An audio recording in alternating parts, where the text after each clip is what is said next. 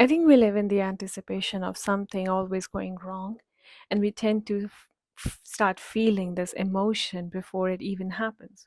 A preemptive move to protect yourself. And by doing so, you simply end up showing up a little more guarded, and not because you predicted the future with your anxiety, but because you started to rehearse your pain in advance. And then, more often than not, the very thing that you were scared manifests itself into your reality. Have you ever heard of the let them theory? It's the idea to release your idea of control on other people's actions, thoughts, feelings, and allowing them to be who they are and letting them deal with the consequences of their own choices. I want to take a step further.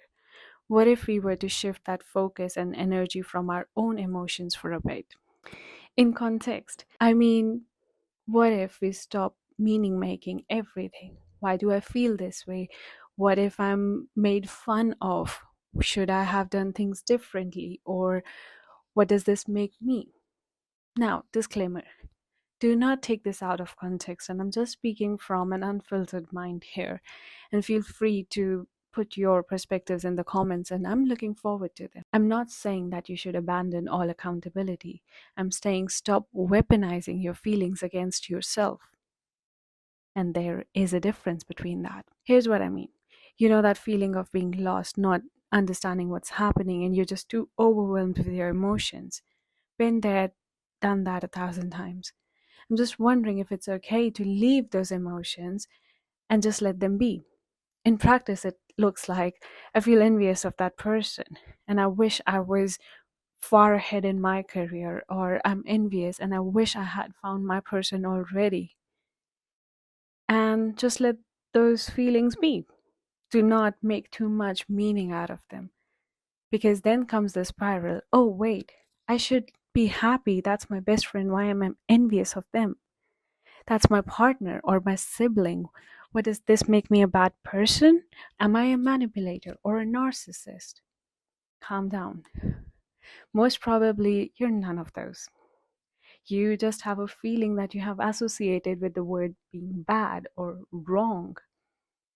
But it's just a feeling, a signal to the part that is unhealed, unless you're the kind of person who is going to try and deliberately bring the other person down. Because if I can't have this, you can't have it either. I'm pretty sure you're not that kind of person. I think it's okay to feel good or bad, high or low, or even rock bottom. It is okay. I'm sure your therapist would have told you to sit with your feelings, and I think I did it the wrong way for the longest time.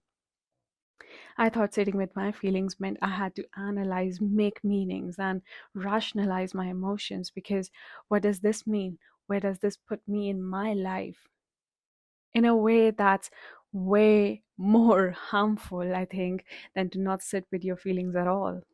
Because now you're not just being crushed under the weight of your own feelings, but also under the weight of that added shame. And even worse, you're judging yourself. And that, my friend, never comes with a happy ending. And I'm guilty of that too. The reason I talk about this is because a big part of me is talking to myself. I think the idea is to sit with your feelings and simply acknowledge that they exist.